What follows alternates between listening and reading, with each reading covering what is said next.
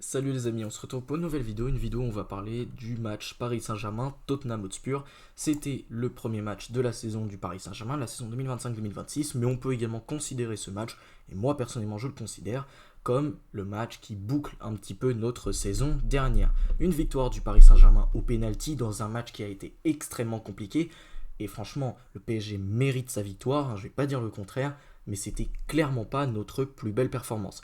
Maintenant, n'oublions pas que cela s'explique par le fait que le Paris Saint-Germain, après la Coupe du Monde des clubs, les joueurs sont partis en vacances, c'est normal, ils ont besoin de se reposer, mais du coup, il n'y a eu aucun match de préparation pour cette équipe du Paris Saint-Germain. Contrairement à Tottenham, qui a quand même pu enchaîner 6 matchs de préparation, le PSG n'avait qu'une seule semaine d'entraînement dans les pattes, et je pense notamment à des joueurs comme Lucas Chevalier, qui est nouveau, qui vient d'arriver, qui est une recrue et qui n'a donc pu jouer, qui n'a donc pu avoir des entraînements avec le PSG que très très récemment. Je crois qu'il a pu aller à l'entraînement qu'à partir de lundi. Donc vous comprenez un petit peu peut-être ses difficultés au début, même si je l'ai trouvé que, du moins dans le jeu au pied, il avait été très intéressant. Maintenant, on y reviendra évidemment dans les performances individuelles. Donc pour le résumé, je vous remontre un petit peu également les pénaltys. Je vous avoue que Vitinha qui manque son penalty, je trouve ça un petit peu inquiétant, surtout que c'est censé être notre tireur numéro un, donc c'est quand même assez inquiétant. D'ailleurs, je rappelle également que pour les buteurs, nous avons Mickey Van de Ven à la 39e. Ce sont des situations un petit peu, je dirais un petit peu similaires. Van de Ven de la tête au départ, il y a un arrêt, c'est un peu compliqué, puis ensuite ça lui revient dessus. Voilà, c'est un but un petit peu gag, entre guillemets. Lucas Chevalier fait un énorme arrêt dessus au départ. C'est un espèce de quiproquo dans la défense, de cafouillage. Et derrière, le but de Romero est absolument monstrueux, puisque c'est lui qui met un magnifique coup de casque sur le coup franc, extrêmement bien tiré par Pedro Porro. Le PSG a bien galéré, mais a quand même bien mis le pied sur le ballon en seconde période, surtout après le but de Cristiano Romero. Et au final, la lumière viendra de Lee Kangin à la 85e après une frappe absolument monstrueuse, vraiment la frappe, un boulet de canon directement dans la cage de Guglielmo Vicario. Et ensuite, un centre extrêmement bien tiré et adressé pour Gonzalo Ramos de la part d'Ousmane Dembélé. Gonzalo Ramos, pareil, coup de tête très bien mis, très bien placé. Guglielmo Vicario ne peut absolument rien faire, intraitable. Et voilà, donc Ramos met ce but qui permet au Paris Saint-Germain d'aller en prolongation. D'ailleurs, j'ai trouvé que sur la deuxième période, le PSG avait peut-être eu un espèce de coup de boost physique, notamment grâce à des joueurs qui ont en fait beaucoup moins joué la saison passée. Je pense à Gonzalo Ramos et Lee Kangin que j'ai trouvé en sortie de banc assez frais. Et d'ailleurs, je trouve également que l'entrée de Fabian Ruiz a fait beaucoup de bien, mais on y reviendra. Évidemment, Gonzalo Ramos, Dembélé, Lee Kangin et Nuno Mendes ont confirmé leur penalty. D'ailleurs, je voulais revenir également sur le penalty de Mickey Van de Ven arrêté par Lucas Chevalier. Ça va le mettre en confiance, même si on reparlera encore une fois de la performance de Lucas Chevalier qui est un petit peu étrange. Pour ce qui est de la possession de balle, il y a 74% de possession pour le Paris Saint-Germain, donc c'est une possession quand même assez outrageuse, même si je tiens à rappeler que cette possession-là, on l'a qu'à partir du moment où le PSG commence à vraiment mieux contre-presser. Je pense notamment à la fin, euh, autour de la 50e, je trouve que le PSG commence à vraiment se rebiquer un peu, mais notamment durant les premières minutes, durant les 5 premières minutes, je trouve un PSG en très grande difficulté, on n'arrive pas à mettre le pied sur le ballon, on perd tous nos duels physiques, et je trouve qu'à la contre-pression, on n'était vraiment pas bon, on avait beaucoup de mal également à ressortir le ballon.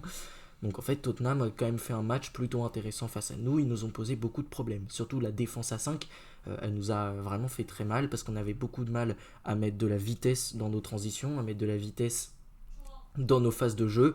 Donc c'était un petit peu compliqué. D'ailleurs, ça se voit au niveau des statistiques, puisque au niveau des tirs, bon, on en a 12, ils en ont 13, mais on en a quand même moins factuellement.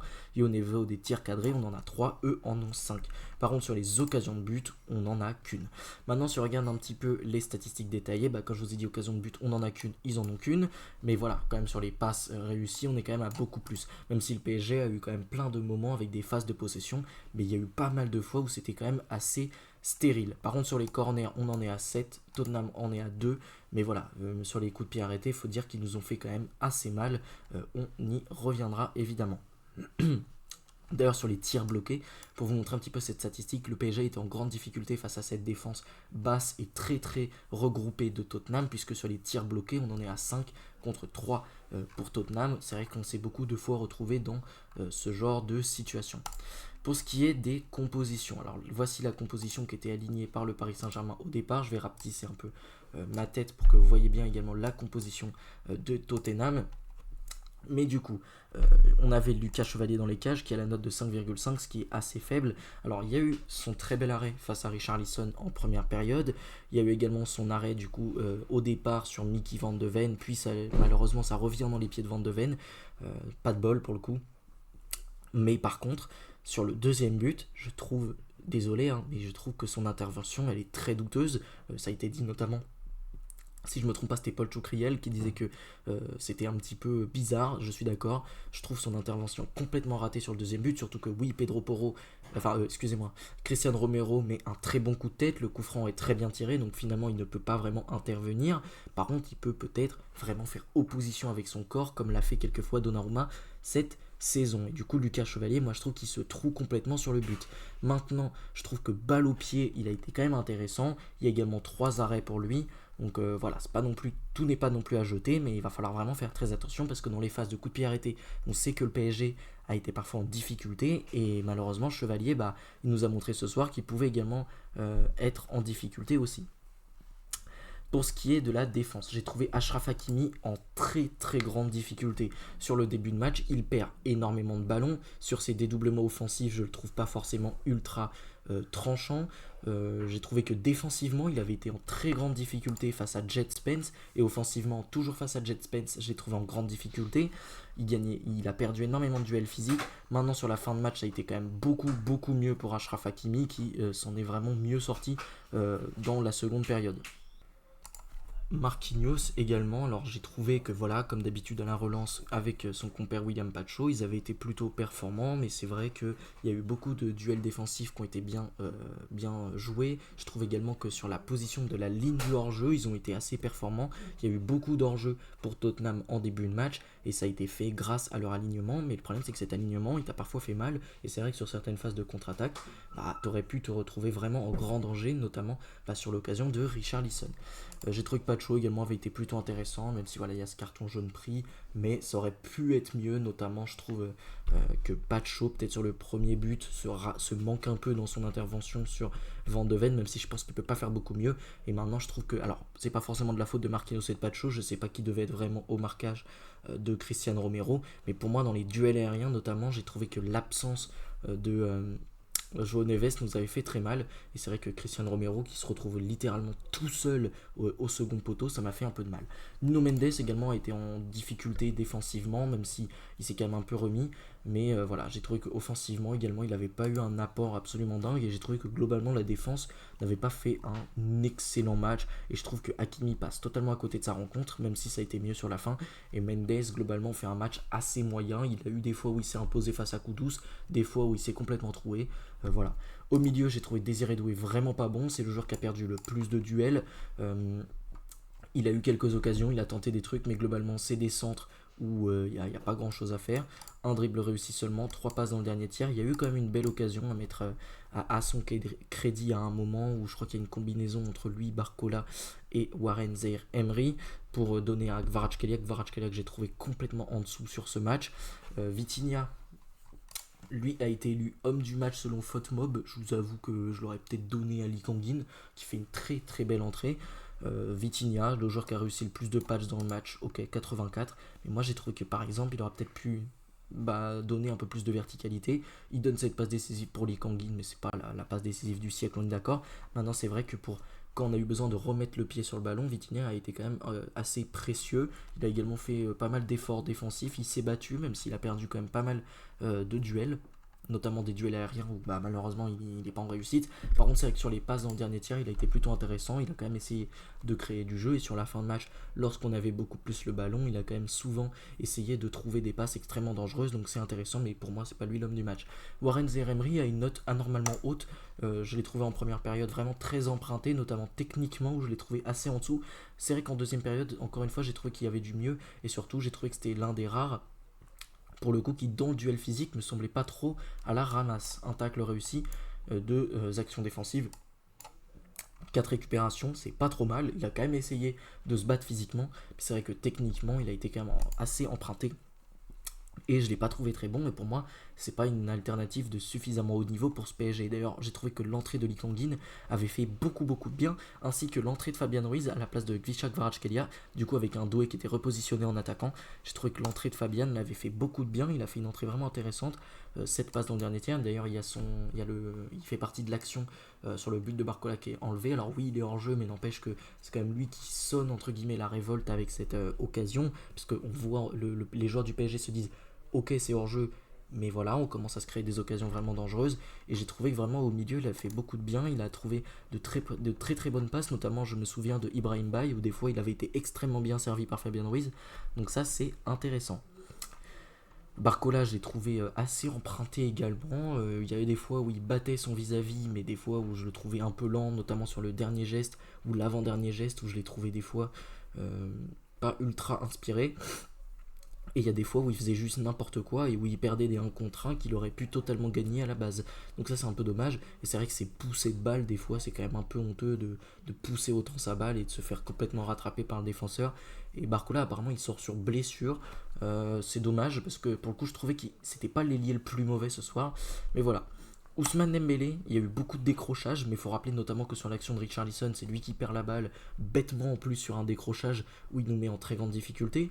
C'est un joueur également qui s'est retrouvé pas mal de fois en situation de peut-être faire la différence et où il n'a pas réussi à cause de problèmes de précision. Je pense notamment à l'action où vous savez, il fait le petit pont sur Rodrigo Bentancur et ensuite il peut servir Gonzalo Ramos ou Hakimi et il tente de servir Ramos pas du tout là où est Ramos, alors que le jeu c'était de le chercher dans les pieds, donc c'était pas du tout bien tenté. Maintenant, faut dire que voilà, il a quand même essayé de proposer un max de mouvement et en plus, il est quand même décisif sur son centre. Il marque également son penalty. Donc voilà, c'est dans les grands joueurs et notamment Ousmane Dembélé qui est potentiellement Ballon d'Or. Les grands joueurs, même dans des matchs un peu compliqués, ils doivent être capables de débloquer les situations et Ousmane Dembélé a quand même su le faire. Il y a également 3 occasions créées pour lui, donc c'est intéressant. Voilà. Maintenant, les entrants ont fait beaucoup de bien. Je pense à Lee Kang-in et Gonzalo Ramos. Lee Kang-in, pour moi, c'est l'homme du match. Vu l'entrée absolument fracassante qu'il fait. Une passe longue précise pour lui, un tacle réussi, 2 récupérations, une action défensive. Physiquement, il a été extrêmement bon. Il y a des moments où, vous savez, il subit un peu des pressions. Il arrive quand même à se relever, à gagner le ballon. Il a essayé de créer un max d'occasions. En plus de ça, il y a son but. Il marque son penalty. Enfin, vraiment, voilà, je trouve qu'il a fait une très belle entrée. Il a apporté beaucoup d'énergie et beaucoup de qualité technique. Gonzalo Ramos également fait une entrée très intéressante. Je l'ai trouvé plutôt bon. Déjà dans les dégagements de la tête, dans les actions défensives, il est présent. 4 touches, mais ça a été suffisant pour lui pour marquer. Il devait être trouvé dans la surface. Il a été performant. Il a également failli marquer un deuxième but sur un très beau service de Dembélé, mais il y a eu un très bon retour, si je ne me trompe pas, de Mickey Van de Ven. Donc voilà, Ibrahim Baye également fait une entrée intéressante où il a essayé d'apporter un max comment ça s'appelle un max de déséquilibre dans la défense de Tottenham. Ça a été plutôt intéressant par séquence, donc voilà. Et pour ce qui est de cette équipe de Tottenham, j'ai trouvé Mohamed Kudus extrêmement performant. Il a apporté beaucoup sur les côtés. Il a fait très mal à cette équipe du PSG, grâce notamment à sa vitesse, mais également sa qualité technique et sa qualité de vitesse. Il a fait vraiment très mal. Richarlison également dans la profondeur a été plutôt intéressant. Pape Matar Sarr, Bentancur, Palinha, je les ai trouvés intéressants au milieu. Pape Matar Sarr, c'est quand même le joueur qui a gagné le plus de duels. Il a été très bon au milieu, j'ai beaucoup aimé. Une passe dans le dernier tiers. Le joueur qui a gagné le plus de duels, donc ça je vous l'ai dit. C'est un joueur également qui a touché pas mal de ballons pour cette équipe de Tottenham qui finalement n'en a pas eu énormément. 2 tacles réussis, 2 dégagements, un dégagement de la tête, 10 actions défensives, 7 récupérations, c'est quand même assez énorme. Très performant défensivement, ainsi que Rodrigo Bentancur que j'ai trouvé intéressant, notamment dans certains dégagements en fin de match où tu en avais beaucoup besoin du côté de Tottenham. Il a fait des bonnes actions défensives et également offensivement, il t'a apporté un petit peu, notamment à la création. Palinha peut-être le moins bon des 3, mais il a quand même un petit peu apporté défensivement. Voilà. Jet Spence et Pedro Porro, je les ai trouvés tous les deux assez bons ce soir. Globalement, ils n'ont pas été énormément mis en difficulté. Jet Spence que j'ai trouvé notamment très bon face à Hakimi. où vraiment il a gagné pas mal de duels physiques, et la charnière centrale, j'ai trouvé quand même d'un assez haut niveau. Danso, Romero, Van de Ven, je les ai trouvés très bons, même si on peut dire que sur le but notamment de Gonzalo Ramos, il se trouve un peu en laissant leur second poteau vide. Mais voilà, globalement ils ont fait un assez gros match, et je trouve que cette équipe qui est en train de mettre en place Thomas Frank, elle me semble assez intéressante, surtout que tu avais énormément de blessés, donc c'est plutôt pas mal. Et au final, le PSG est presque miraculé dans cette rencontre quand on regarde un petit peu tout ce qu'a fait Tottenham. Pour moi, Tottenham, sur l'ensemble de la rencontre, aurait pu mériter sa victoire, et le PSG a fait pour moi le match qu'il fallait. Voilà pour ce premier match de la saison du Paris Saint-Germain, ou peut-être le dernier, selon comment vous considérez ça. Je voulais revenir du coup pour Chevalier. Évidemment, c'est son premier match, ça n'a pas été la performance parfaite, il a quand même arrêté un penalty, donc ça le met en confiance. Sur son jeu au pied, il a été intéressant, mais il faut pas lui tomber dessus, les gars, faut pas lui tomber dessus. C'est un jeune joueur, il a 23 ans, pour un gardien, c'est assez jeune. Il vient d'arriver au club, faut lui laisser du temps de s'adapter, et je trouve que dans le jeu au pied, il a déjà commencé à comprendre certains préceptes de jeu. Et je trouve que dans le jeu long également, il a fait quelques fois des petits dégagements vers des joueurs, il a réussi à trouver des joueurs, donc c'est plutôt intéressant, et pour moi, il faut lui donner de la continuité, et il faut croire en lui. C'est comme ça, évidemment, que les gardiens trouvent de la régularité. Donc voilà les amis, j'espère que cette vidéo vous aura plu, et n'hésitez pas à liker, à la commenter, surtout à vous abonner à la chaîne, c'est la meilleure chose que vous pouvez faire pour me soutenir. Sur ce, salut les amis, à la prochaine.